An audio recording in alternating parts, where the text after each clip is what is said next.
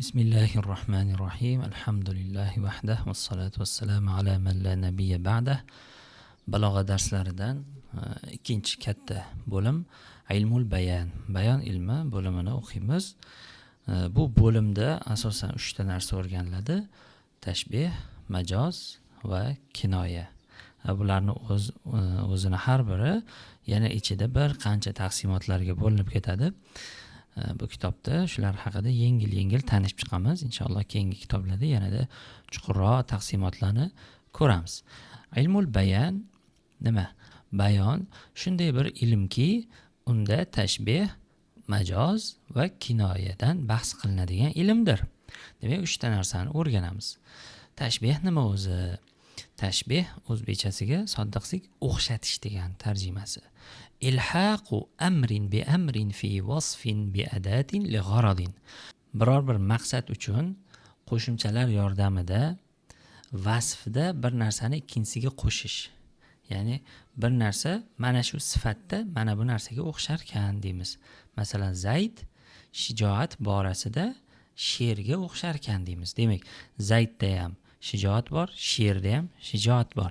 Zaydni sherga qo'shib yordim. Nimada? Fi wasfin. Qaysi sifat bo'yicha qo'shdim? Shijoat sifati bo'yicha qo'shdim. Mana shu tashbih deyiladi. Zaydni sherga o'xshatganim tashbih deyiladi. Va u biror bir maqsadga ko'ra bo'ladi. Uni inshaalloh quyida ko'rib chiqamiz. Wal amrul awwal yusamma al-mushabbah. Birinchi narsa mushabbah deyiladi. Ya'ni hozirgi misolimizdagi Zayd mushabbah deyiladi. Ikkinchisi mushabbah bihi deyiladi. Ya'ni sher. Misolimizdagi sher. Al-wasfu wajhu shabah. O'rtadagi vasf bo'lsa, ya'ni o'xshash nuqta wajhu shabah deyiladi. Hozirgi misolimizda shijoat. Wal adatu al-kafu aw nahwaha. Qo'shimchalar bo'lsa, ya'ni o'xshatish qo'shimchalaridan foydalaniladi. Arabchada tashbihdan foydalanayotganimizda o'xshatish qo'shimchalaridan foydalanamiz. Kaf, nahwahu yoki mislahu, shibhahu degan qo'shimchalar bor. Kaf va shunga o'xshash qo'shimchalar bunga kiradi debdilar. Masalan, al-ilmu kan-nuri fil hidayati. Ilm nur kabidir. Ilm nimaga o'xshatilyapti? Nurga. Nima jihatidan o'xshatilyapti? Fil hidayati, hidoyatda, yo'l boshlashlikda xuddi nur kabi, chiroq kabi ilm. Ya'ni ilm ham xuddi chiroq yo'lingizni yoritib yo'l ko'rsatgandek, ilm ham yo'lingizni yoritib yo'l ko'rsatadi sizga. Ilm chiroqqa o'xshatildi. Qaysi jihatdan? Hidoyat jihatidan. Demak, al-ilmu mushabbah, nur so'zi mushabbah bihi, hidoyat degan so'zimiz vajhu shabah deyiladi va adatu tashbihimiz kaf. Mana kan nuridagi kaf adatu tashbih deyiladi. Ya'ni o'xshatish qo'shimchasi, o'xshatish quroli. Kaf va shunga o'xshash harflardan foydalanib o'xshatiladi arab tilida. Va yata'allaqu bit-tashbih thalathatu mabahis. Mana shu tashbih bobimizga 3 ta bahs bog'liq bo'ladi. Ya'ni tashbih bobimizda 3 ta bahsni o'rganib chiqamiz. 3 bo'limda o'rganamiz bu tashbih ilmini. Birinchisi tashbihni rukunlarini ko'rib chiqamiz. Mana shu darsimizda hozir ko'rib chiqamiz. Ikkinchisi uni qismlari bor tashbihni. Uchinchisi, eng muhim joyi shu tashbihdan maqsad nima o'zi? Qaysi o'rinlarda nima uchun tashbihdan foydalaniladi? Buni keyingi darsda ko'ramiz inshaalloh. Bugun o'qiydiganimiz demak tashbihni rukunlari birinchi bahsimiz. Va buni boya ozgina ishora ham qildik bunga. Tashbihni rukunlari 4 taligiga. Birinchisi mushabbah dedik. Ikkinchisi mushabbah bihi dedik. Uchinchisi vajhu shabah.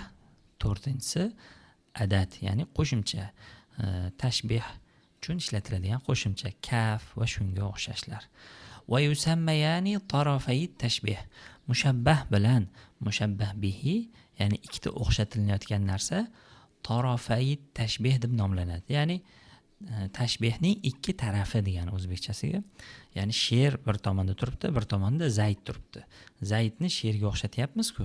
O'xshatilayotgan va o'xshatilinayotgan narsa tarafay tashbih. Tashbihni ikki pallasi deb nomlanadi. Tarafani, mana shu ikki pallamiz yo hissiy bo'lishi mumkin, ushab ko'rsa bo'ladigan, hozirgi masalan Zayd bilan sherga o'xshab, yoki yana bir misol, al-waraqu kal hariri fin nu'umati. Varaq yoki barg yumshoqlikda xuddi ipak kabidir.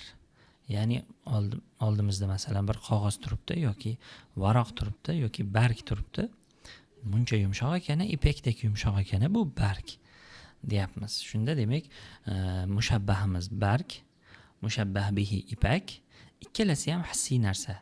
Qanday qilib bildik? Ushab ko'rsa bo'ladi. His qilish a'zolari o'zi 5 ta bilamiz, ko'rish, eshitish, ta'm bilish, hid bilish, ushab ko'rish. Mana shular bilan bilinadigan narsalar hissiy deyiladi. Ikkita pallasida o'xshatilayotgan narsalarimiz ikkala tomoni ham agar hissiy bo'lsa, mana shunday hissiy deb nomlanar ekan. Yoki hissiy bo'lmasa, aqliy deb nomlanadi. Tashbihni ikki pallasi aqliy deb nomlanadi. Masalan, al-jahlu kal-mauti. Jaholat o'lim kabidir. Ya'ni ikkalasi ham insonni halok qiladi. Jaholat ham, o'lim ham insonni halok qiladi. Shu vajhu shabah keltirilmadi bu yoqda. Ikkalasi bir-biriga o'xshatildi. Nima jihatda o'xshatilgani keltirilmadi. Bunday tashbihimiz mujmal deyiladi. Inshaalloh quyida yoki keyingi kitoblarimizda keladi bu istiloh. Xullas, al-jahlu bu yerda aqli, ya'ni hissiy emas, o'sha bo'lmaydigan narsa, ko'rinmaydigan narsa, hidlab bilib bo'lmaydigan narsa, eshitilmaydigan narsa, jaholat, ya'ni ma'naviy narsa. O'lim ham xuddi shunaqa. Ikkalasi ham demak ma'naviy bo'lgani uchun aqliy deb nomlandi. Ba'zida birinchi pallasi aqliy, ikkinchi pallasi hissiy yoki teskarisi bo'lishligi ham mumkin. Va imma muxtalifani, ya'ni ikkala tomon ikki xil bo'lishligi mumkin. Masalan, xulquhu kal atri. Uni xulqi atirdek. Bitta inson bor, uni xulqi atir kabi o'xshatilyapti. Xulq mushabbah, atir mushabbah bihi. Ya'ni xulq atirga o'xshatilyapti. Kaf harfi adatu tashbih. Tashbih qo'shimchasi. Bu yerda ham vajhu shabah tushirib qoldirilgan. Bu tashbihimiz ham mujmal deb nomlanadi. Nima jihatdan o'xshatilishligi keltirilmadi-da, yoqimlilik jihatidan o'xshatilyapti aslida. Uni xulqi ham insonga yoqimli, xuddi atir insonga yoqimli bo'lgani kabi. Xullas, bizga kerakli joyi muxtalif deyilyapti. Ya'ni bittasi aqliy, bittasi hissiy. Masalan, atirni ushasa bo'ladi, to'g'rimi? Yoki hidlab bilsak bo'ladi. Demak, bu hissiy deyiladi. Mushabbah bihi tomonimiz hissiy. Xulq bu xulqatvor, o'sha bo'lmaydigan narsa. Demak, bu tomoni aqliy deyiladi. Va wajhu shabah wal wasful khos alladhi qusida ishtiraku at-tarafayn fihi.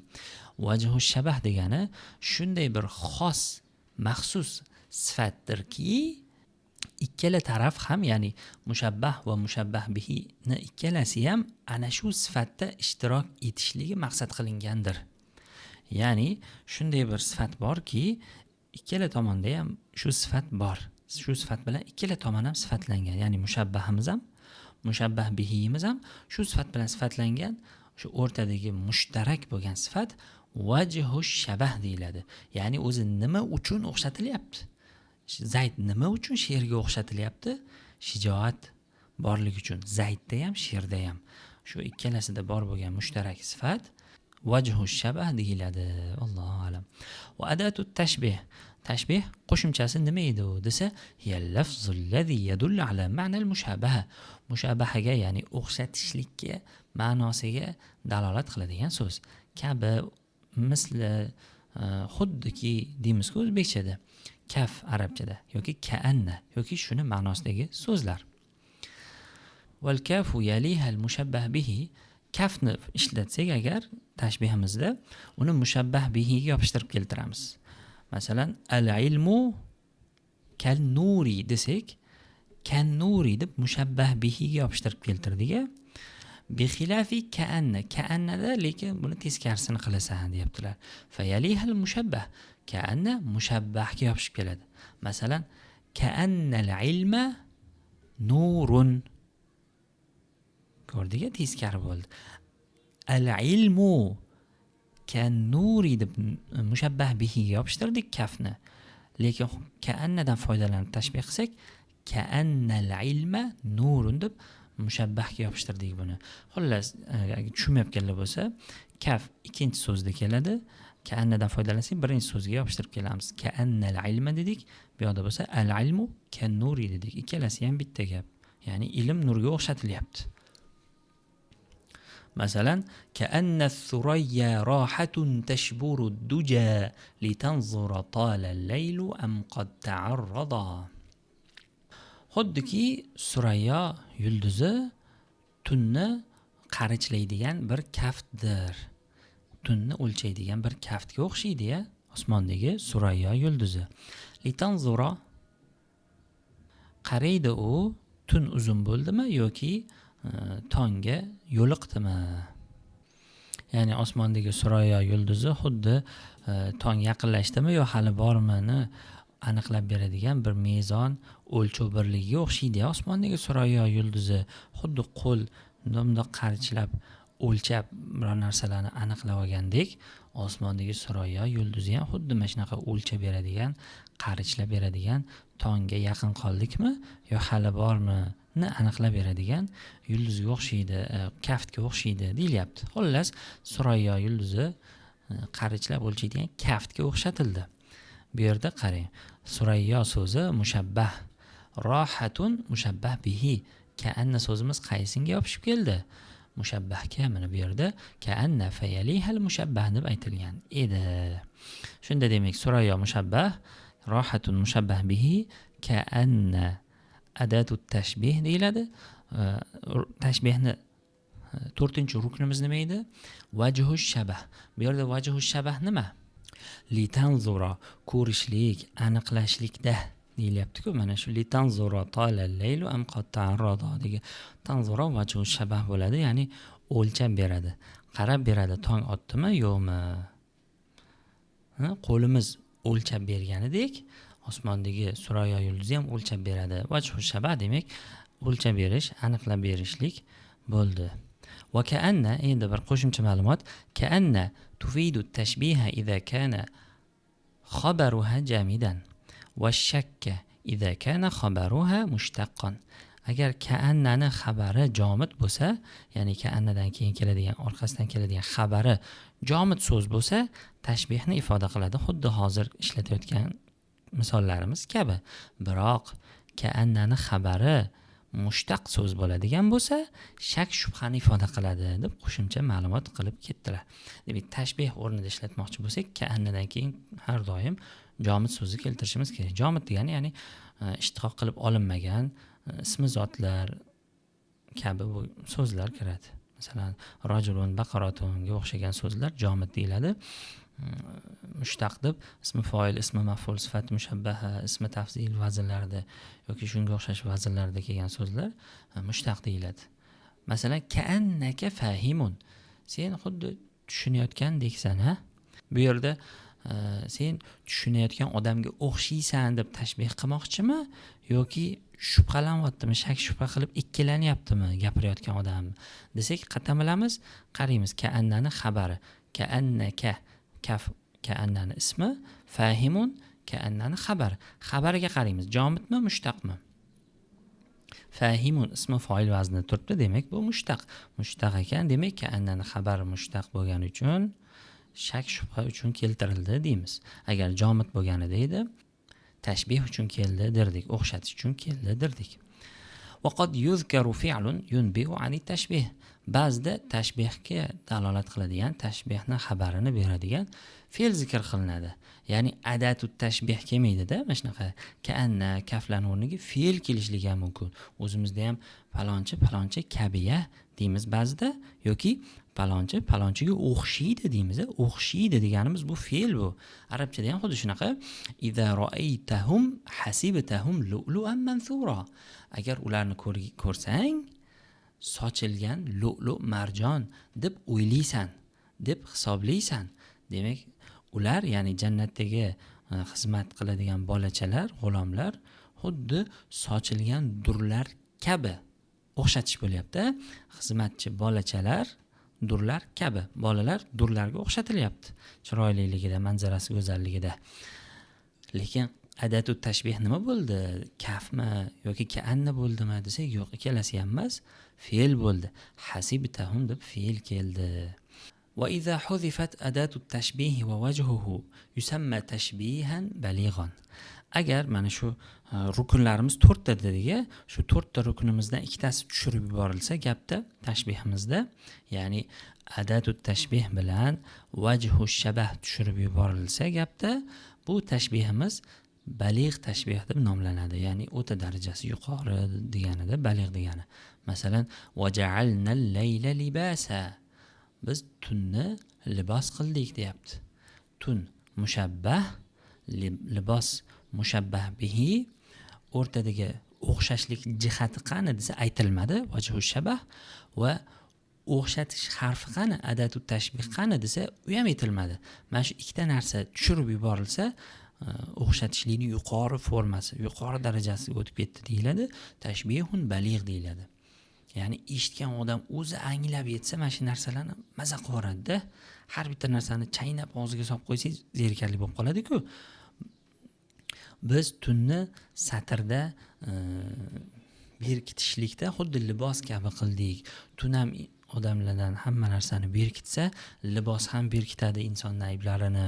Mana shu jihatdan o'xshayapti deb shuncha gap yozilganda qanaqa zerikarli bo'lib qolardi-yu, hammasini tashab o'zimizga qoldirib qo'yganda qanaqangi qiziqarli bo'ldi. Alloh taolo aytayaptiki, tunni libos qildik. Eshitgan odam shundoq kallasini ishlatadi, o'zi topadi va maza qiladi va ma'noni tushunib.